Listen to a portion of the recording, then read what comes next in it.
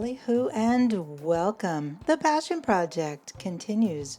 My name is Remedy Robinson, and this is an appreciation. This is an exploration of linguistics, language, and tramping through a glorious mess, as framed by the peerless poetry of the modern-day master, Elvis Costello.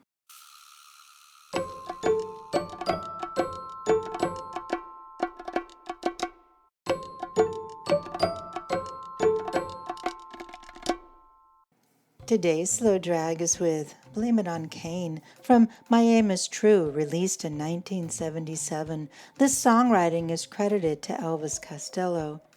Here we have a singular combination of inherent intelligence that mingles provocatively with the seeds of future brilliance.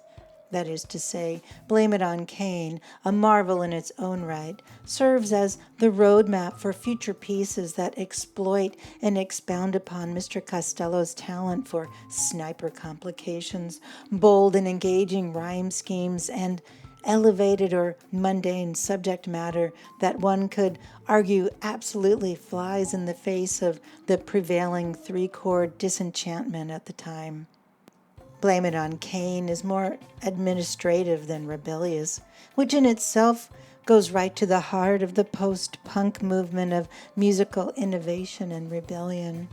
I'm a linguist, not a mathematician, so somebody else might need to explain the mechanics of how this fresh face and cheeky piece can possibly be nearly 50 years old. Once upon a time, I had a little money.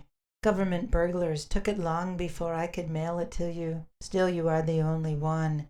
I can't let it slip away. So with the man with the ticker tape tries to take it, this is what I'm gonna say. In each of Blame It on Cain's 3 verses, there is no discernible rhyme structure to speak of, nor are there many rhyming pairs. More on that later. This verse does, however, sport the end rhyme of away and say, but with what will go on to be one of Mr. Costello's brilliant signature moves, his great predilection for slant rhyme.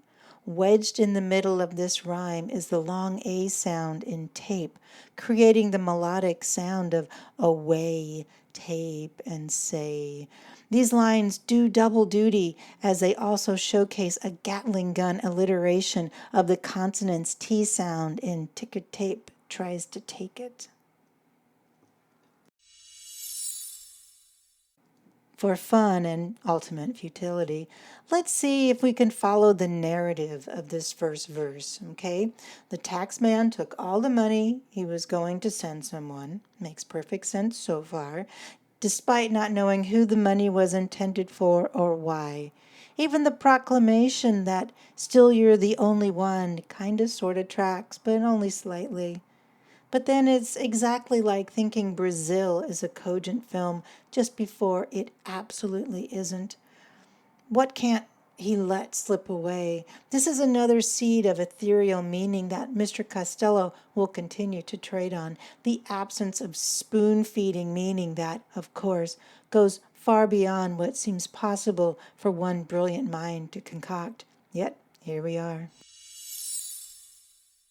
The man with the ticker tape more than likely ties back to the notion of money, back to where this verse began, and sets up the chorus well at the same time. The mention of ticker tape seems to place this piece in a certain era, like a phone booth or a typewriter might these days. But here's the moral to why a sexy slow drag with even one of Mr. Costello's more well-known pieces is such a joy. Ticker tape machines had actually fallen out of favor in the 1960s, well before this piece was likely written, replaced on Wall Street by a black box that could print 500 characters a minute. Both the rise and the fall of ticker tape reflected the financial industry's determination to stay on technology's cutting edge, an article in Think Advisor states. From the 1860s to the 1960s, the stock market was a key source of financing for countless technologies and the industries that were built around them, ranging from railroads to airplanes to televisions to computers. But what made such financing possible by enabling stock trading to occur with speed, accuracy, and scale never before seen before was the humble ticker tape. The need to be historically accurate, we can conclude, means very little in light of the vivid image it evokes. Here we see yet another important seed, Mr. Costello's wildly efficient word economy, a feat that I continue to maintain isn't as celebrated as much as it should be. Blame it on Cain. Don't blame it on me. Oh, it's nobody's fault, but we need somebody to burn. As mentioned, the last line of the first verse sets up the chorus beautifully. This is what I'm going to say. These 4 lines, however, are the equivalent of a somersault. They just keep rolling. Cain killed Abel, it was said, out of jealousy. Got it. So blame it on him, not me. But wait, it's nobody's fault. That's clearly not true. Nevertheless, we need someone to punish, in this case burn, evoking, of course, Joan of Arc. As a consequence, the logic chart then points right back to blame it on Cain, don't blame it on me. And while Joan of Arc isn't from the Bible like Cain is, she's still considered a saint, so there's a lot of religion going on in this short but endless chorus.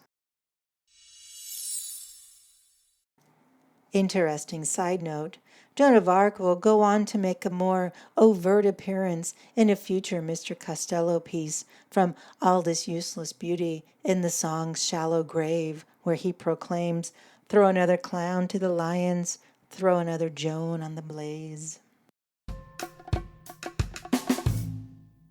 Well, if I was a saint with a silver cup and the money got low, we could always heat it up or trade it in.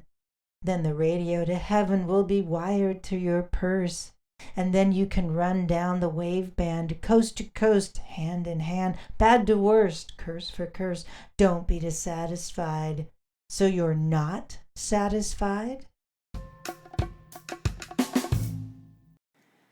Here we have another inkling of the full-fledged genius to come. While not explicitly mentioning Joan of Arc above, the very next line voices the word he didn't need to use in the chorus, saint. As with the first verse, the second verse turns its focus to the pragmatic administrative angle. But why would a saint need money? Let's not get sidetracked with imponderables right now. He details well the options at their disposal, however, heat it up or trade it in. This apparently gets you in good with God. Again, more seeds of brilliance being sown. Then we're confronted with a potential multiple entendre of rundown as he continues to riff on the radio theme by mentioning a waveband, the range of invisible wavelengths that fall between 2 given limits used in radio transmission. Coast to Coast tickles me for a couple of reasons. To begin, it creates a great rhyme with worse and curse, and it's also a term not particularly associated with the British Isles. This perhaps foreshadows Mr. Costello's budding worldliness. Coast to coast is a very familiar American expression commonly associated with radio's reach, a little short of a radio to heaven, but close enough.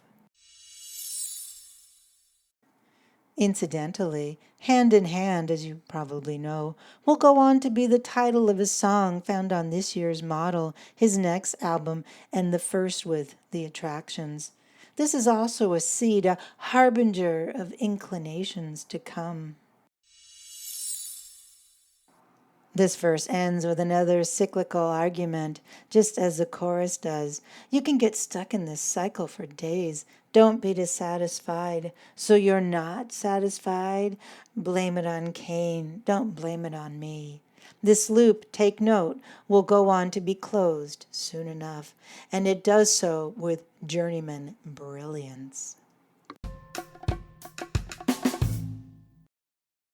I think I lived a little too long on the outskirts of town. I think I'm going insane from talking to myself for so long. Oh, but I've never been accused.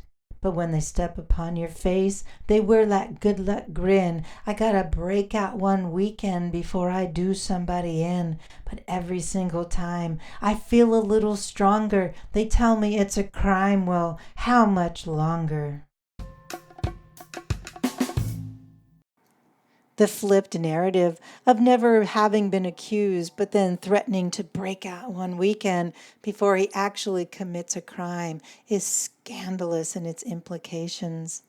A good luck grin sounds like an idiom, but Mr. Google and I could only find one reference, a bourbon and sherry cocktail out of Massachusetts called Encyclopedia Brown Number 2 Good Luck Grin.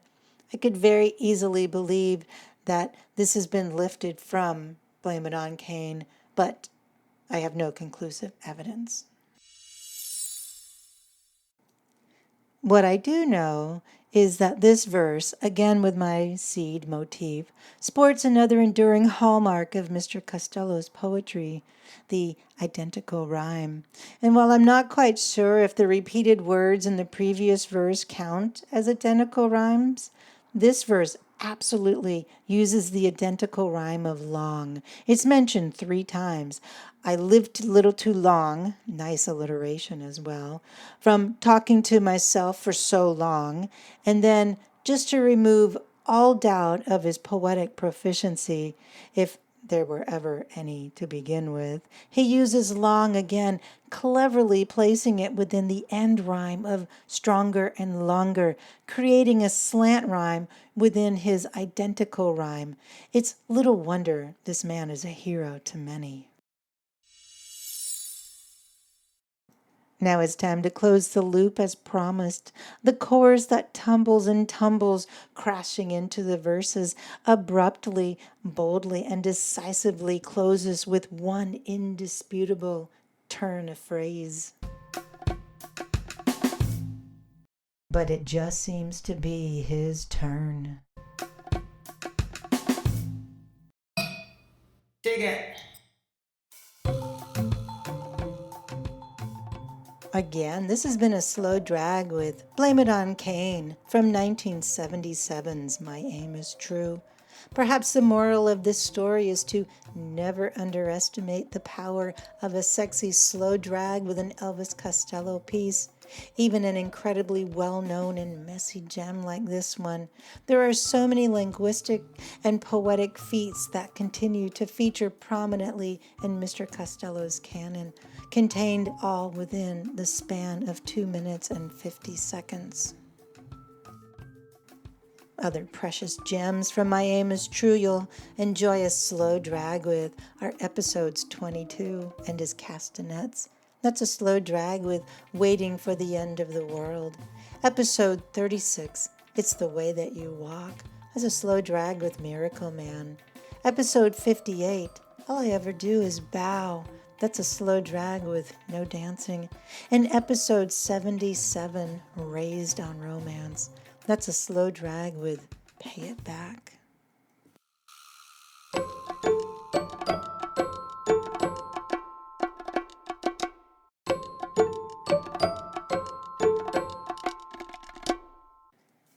And that's it for today's slow drag, my friend. Thank you for listening. I'll be back soon with another slow drag, so please follow on Spotify, Apple Music, and ad-free on Amazon Music.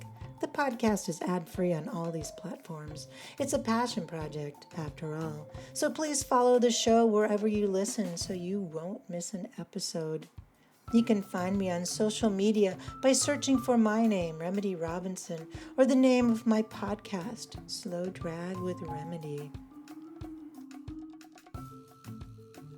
As a reminder, as I continue writing my second novel, The Macron and the Breve, I've placed the audio version of my first novel, The Most Terrible Time in My Life Ends Thursday, on YouTube. Please follow the link provided if you'd like to listen for free. I know you'll love it. So when you do, please go to Amazon, buy the Kindle or paperback version, and leave it a 5-star review. As well, if you or someone you know needs voice work in your podcast, ad, or any other sort of project that needs a sultry voiced American woman, please get in touch. I'd love to lend my voice to whatever you need. And as always, thank you for helping to get the word out about this little passion project. Truly, it means the world. So, until next time, adieu, my little ballyhoo. Slow drag with remedy.